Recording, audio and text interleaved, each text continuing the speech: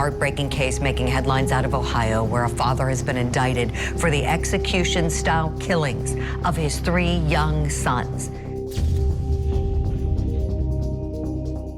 Chad Dorman is a man who left a trail of deep tragedy in the otherwise quiet town of Monroe Township in Ohio. He's now facing serious charges for allegedly killing 3 of his own children with a rifle. In this video, we take a deep dive into the mind of Chad Dorman on the day of the massacre. Dorman's early years. Chad Dorman was born in 1990 in Ohio. He's the son of Keith and Gloria Dorman, who raised him in Amelia, a village in Claremont County. He had a relatively normal childhood, according to his father, who had described him as a fun-loving guy and a good kid. He would be influenced by his parents, who had played a pivotal role in the shaping of his character and the nurturing of his talents. Chad attended local schools in Amelia, but not much is known about his academic performances or achievements.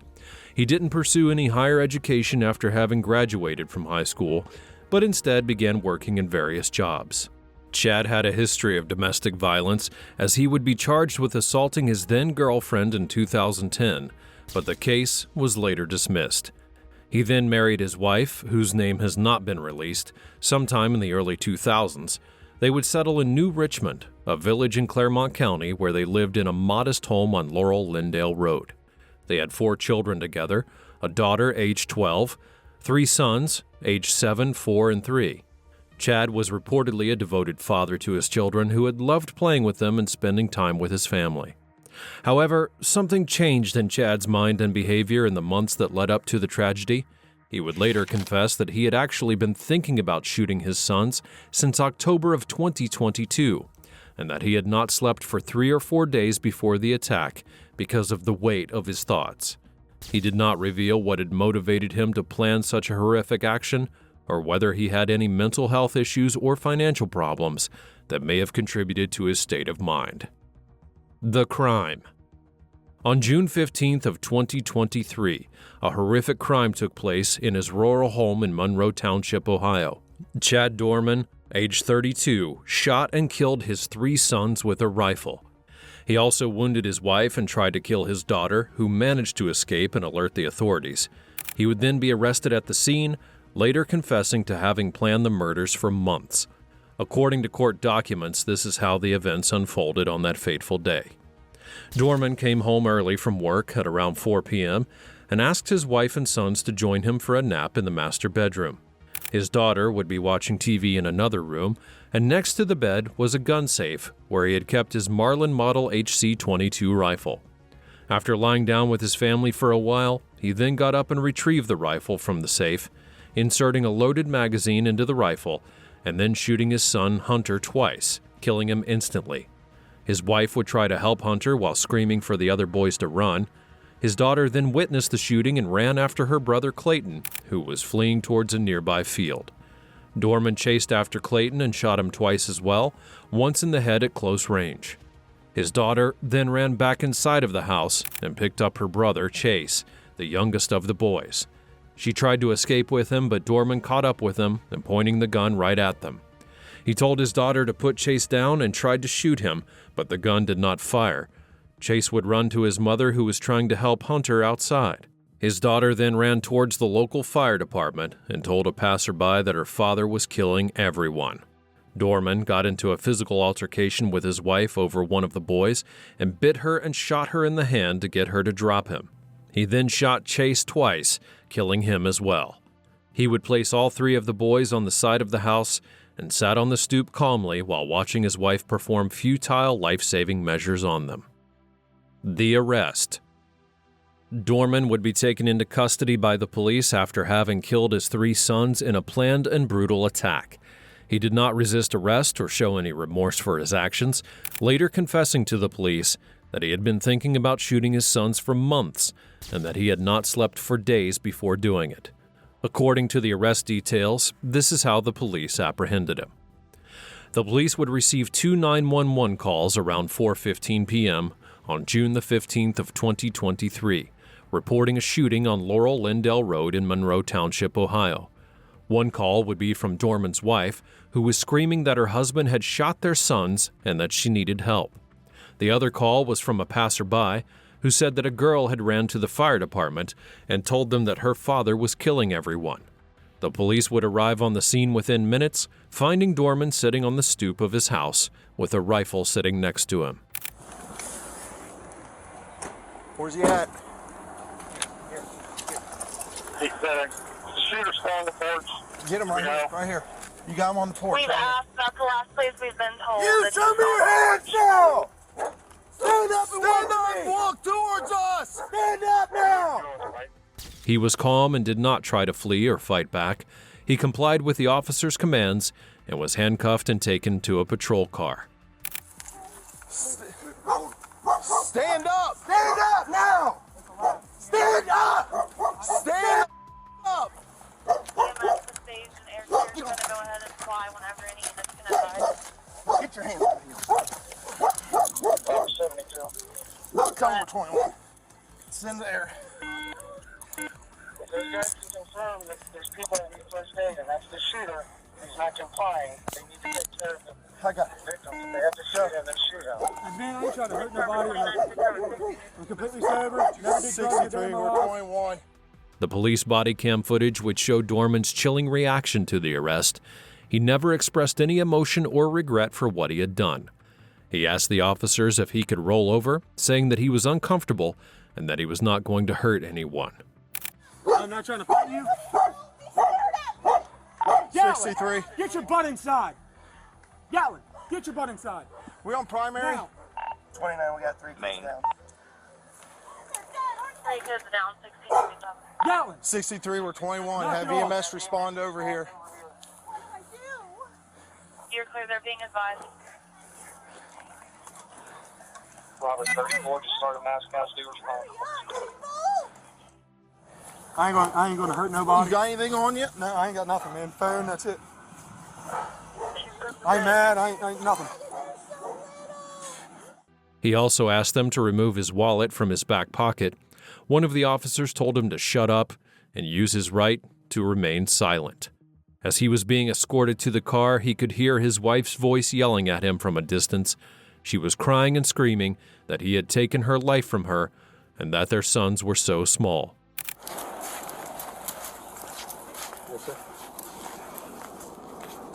Take the call. I'm on the last right now.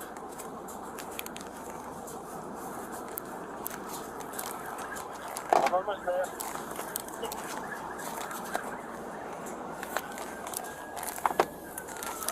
He did not respond or look back. He was transported then to the Claremont County Jail, where he would be booked and interviewed by the police. He had admitted to planning and carrying out the murders of his sons for several months, saying that he had hidden a rifle in a safe next to his bed and waited for an opportunity to shoot them. He said that he had not slept for 3 or 4 days before the attack because of the weight of his thoughts, and gave a detailed account about how he had shot each of them one by one as they tried to run away or were held by his wife or daughter. He said that he did not know why he had done it or what had motivated him to do such a horrific act. He said he loved his sons and did not want them to suffer. Dorman's crime history and anger issues. Dorman did not have a serious criminal history before he murdered his sons in a cold-blooded attack. He had only had some traffic citations and 1 domestic violence charge from over a decade before. However, he had a history of anger issues and abusive behavior towards his wife and children. According to some neighbors and relatives, Chad Dorman had anger issues that affected his relationships with others, especially his wife and children, and he was often angry and yelling, sometimes violent and abusive. He did not seek any help or counseling for his problems, instead letting them fester until they would explode in a deadly rampage. In 2016, a neighbor who lived across the street from the Dorman family said that she had witnessed Dorman treating his wife and children poorly, and that he was always angry and yelling. He said that he was stunned by what had happened and felt sorry for the mother and the daughter. In 2020, another neighbor said that he had heard Dorman scream at his wife and children on several occasions, and that he had seen him hit one of his sons in the face. He said that he had called the police once to report the abuse, and nothing ever came of it. According to the criminal history details, this is what is known about his past. In 2010, Dorman would be charged with domestic violence for allegedly choking his father, Keith, during an argument. The incident took place at his father's home in Amelia, where Dorman was living at the time. The charge would later be dismissed after Dorman had completed a diversion program and counseling. In 2012, he married his wife, whose name has not been released, and then moved to New Richmond, Ohio. They had 4 children together, a daughter aged 12, 3 sons aged 7, 4, and 3.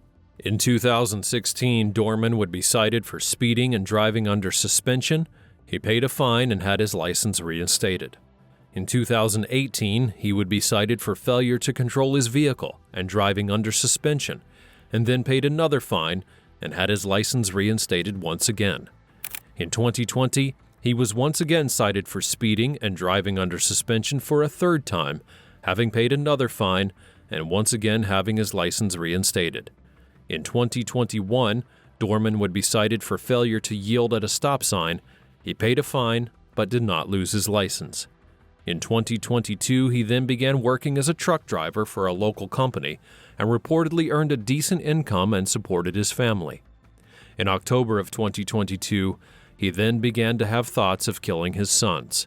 He did not reveal what had triggered these thoughts or whether he had any mental health issues or financial problems that may have influenced him, and did not seek any help or tell anyone about his plans. The court case.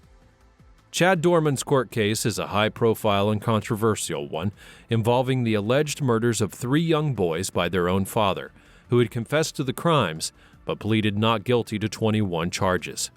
He's currently being held at the Claremont County Jail without bond. Prosecutors said that he would seek the death penalty for him. According to the details, this is what has happened so far. During the incident in June of 2023, Dorman would be arrested at his home, where he had allegedly shot and killed his 3 sons with a rifle. He had also wounded his wife in the hand and tried to kill his daughter, who had escaped and alerted authorities.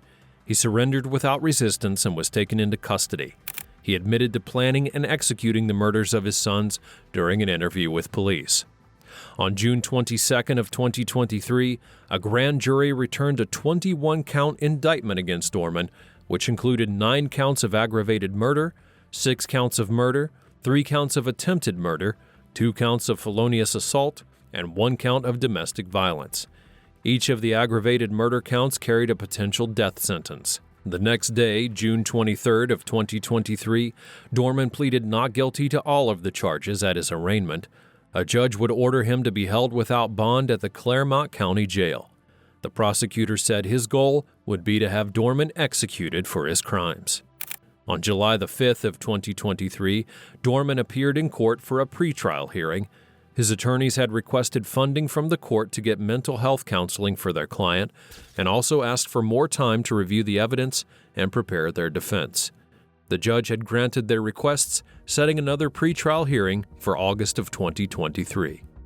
On July 14th of 2023, a bill of particulars would be filed by the prosecutor, detailing more information about Dorman's confession and motive. The document would reveal that Dorman had been thinking about killing his sons since October of the previous year, and that he had not slept for 3 or 4 days before the attack because of the weight of his thoughts. It also described how he allegedly shot each of them one by one as they had tried to run away or had been held by his wife and daughter. As of July 20th of 2023, his court case was still ongoing, with no trial date having yet been set. He faces the possibility of being sentenced to death if convicted of aggravated murder. Similar crimes have resulted in different sentences. For example, in 2014, a man by the name of Timothy Ray Jones Jr. killed his 5 children, ages 1 to 8, in South Carolina. Jones had strangled 4 of his children with his hands and beat the 5th one to death with a belt. He then wrapped their bodies in plastic and drove around for 9 days before dumping them in Alabama. Jones was a divorced father who had custody of his children, claiming that he had killed them because he wanted to stay with their mother and because they were disrespectful to him. He also said that he heard voices telling him to do it. Jones would be convicted of 5 counts of murder in 2019 and then sentenced to death.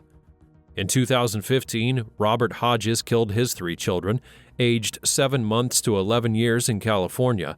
Hodges strangled 2 of his children with a belt and suffocated the third with his own hand. He then tried to kill himself by slashing his wrists and his throat but had failed, and tried to kill his wife who had escaped and called for help. Hodges was a married father who had financial problems and marital issues.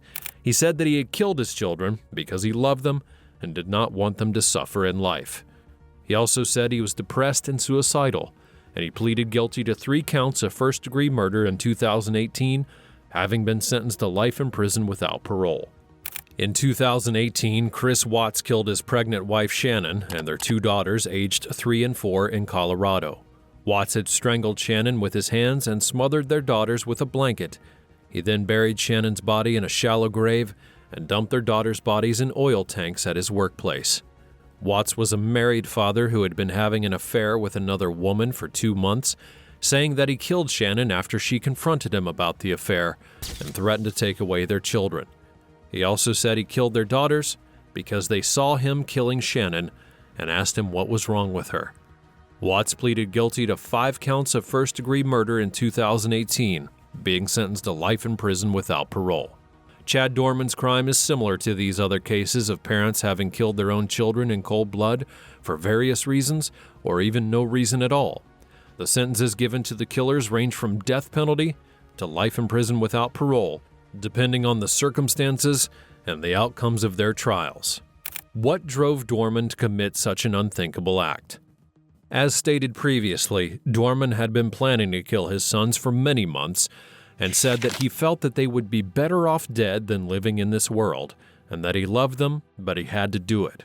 He also said he had not slept for days before committing the murders because he had been tormented by his thoughts. However, the statements do not explain his actions, nor do they justify them. They only raise more questions about his mental state, his personality, and his relationship with his family. One possible factor that could have influenced his decision to kill his sons would be mental illness. It's possible that he had suffered from a psychiatric disorder, like depression, psychosis, or schizophrenia, and that had impaired his judgment, distorted his reality, and made him delusional or paranoid.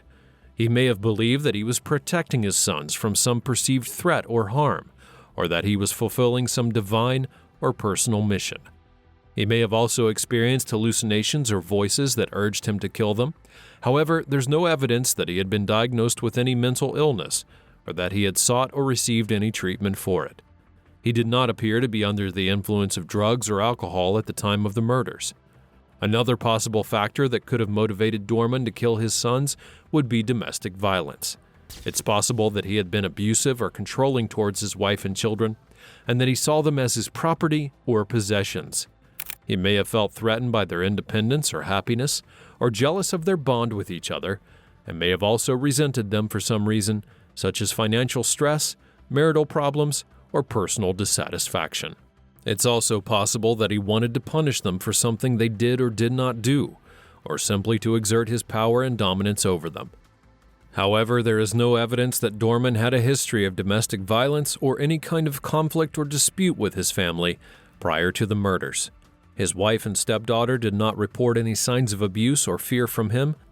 A third possible factor could have driven Dorman to kill his sons would be sociopathy. It's possible that he was a sociopath, a person who lacks empathy, remorse, and conscience, and who manipulates and exploits others for their own gain or pleasure. He may have killed his sons for no reason other than his own gratification or amusement, or because he felt bored and curious. He may have also enjoyed the thrill of planning and executing a murder and the attention and infamy that he would receive afterwards. He may have pretended to love his sons and care for them, when in reality he felt nothing for them. However, there's no evidence that he had any signs of this, or that he had any criminal record or antisocial behaviors before the murders. He also expressed some regret and sorrow for what he had done during his confession. A fourth possible factor could have been that he was influenced by stress. It's possible that he was under a lot of stress from various sources like work, family, health, or finances, and may have felt overwhelmed by his responsibilities and expectations, or frustrated by his lack of control or success. He may have also been suffering from low self-esteem, anxiety, anger, or even hopelessness, and may have seen killing his sons as a way of escaping from his problems or relieving that stress. However, there's no evidence that he had any specific stressors or difficulties in his life before having committed his crime. He also did not seek any help or support from anyone. Another possible factor that could have motivated Dorman to kill his sons is ideology. It's possible that he had some ideological beliefs or values that had justified or rationalized his actions. He may have been influenced by some religious, political, cultural, or personal views that had made him think that killing his sons was correct or necessary. And he may have also been part of some group or movement which encouraged or supported his actions. However, as of now, there's no evidence that he had any of these affiliations or convictions that could explain his actions. He didn't express any such beliefs or values during his confession. Reactions to the tragedy. The community reacted with shock, grief, and anger to the tragedy that took place, many people having expressed their sympathies and support for the mother and daughter who had survived the attack, as well as the extended family and friends of the victims. Some people would question how such a horrific action could have been prevented and whether there were signs of mental illness or domestic violence in the family. A neighbor who lived across the street from the family said that he had seen Chad Dorman treating his wife and children poorly and that he was always angry and yelling. He said that he would be stunned by what happened and that he felt sorry for the mother and the daughter. The Claremont County Sheriff's Office would post a message on Facebook saying that they were deeply saddened by the loss of the 3 innocent lives and that they were praying for peace and comfort for the family and the community. The new Richmond Exempted Village School District, where Clayton Dorman attended school, had issued a statement saying that they were heartbroken by the news and that they were offering counseling services to students and staff who had been affected by the tragedy. A local church, Laurel United Methodist Church, held a vigil for the victims on June 17th of 2023. Pastor Reverend Linda Morgan Clement said that she had wanted to provide a space for people to mourn and heal together, and said that she hoped that God would bring justice and mercy to the situation. A GoFundMe page would then be set up by a friend of the mother in order to help her with the medical expenses and funeral costs. The page raised over $50,000 in donations from more than 1,000 people. Many of the donors would leave messages of condolence and encouragement for the mother and the daughter. This has been a look at the horrific crime committed by Chad Dorman. What do you think about this crime and other crimes like it? Leave your comments and condolences for the family below.